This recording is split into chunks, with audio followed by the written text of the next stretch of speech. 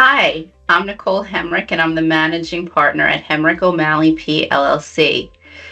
Today, I want to talk about what you can do if you've missed an appointment with USCIS. First of all, don't panic. We want to be proactive instead of reactive, okay? So this happens, notices get missed, things are coming in the mail. We all know USPS is not the most reliable or the fastest delivery service anymore. So what can you do? Number one type of appointment you might be getting is a biometrics notice. That is where you have to go in, be photographed, be fingerprinted. Essentially, USCIS wants to collect information to make sure that you don't have criminal history that was not already reported, if any, that your name doesn't match any terrorist lists.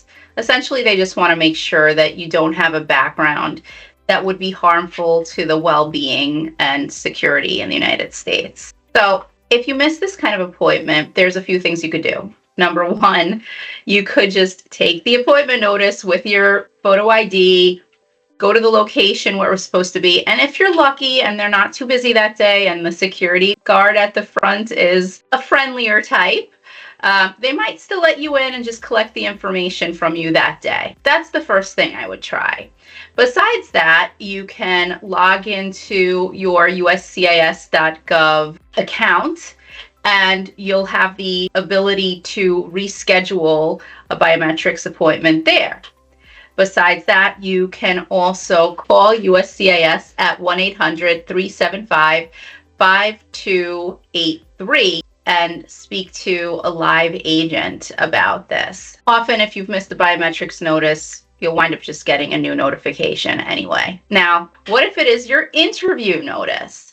Again, you have the options of logging into your USCIS.gov account, contacting the 1-800 number. Also, something very interesting that I just heard from somebody who missed his interview. He got the mail a day late. He took the letter, took his spouse, took his baby, collected all his documents, and went into USCIS the very next day and asked to speak with a supervisor. And although they weren't able to accommodate him for an actual interview, they did collect all his information and stamp a copy for him to show that he had been there that day and that they had collected his information. And they told him, "We will review this. If we need something else from you, we will reach out to you. If we make a decision, you'll receive that in the mail. If we need an interview with you, we will send you an interview." So it was effective to just try to go, even though he was a day late. So the point of the story is not the end of the world. There's always something you can do to try to avoid a denial for failing to show up. Now, what if you've actually gotten a denial? At that point, you really need to, depending upon what type of case it is, file a motion to reopen or reconsider or file an appeal. Sometimes, depending on the situation, it might be better just to refile, meaning, you start from scratch. But these are all case-by-case situations and definitely something you'd want to speak with a licensed attorney about.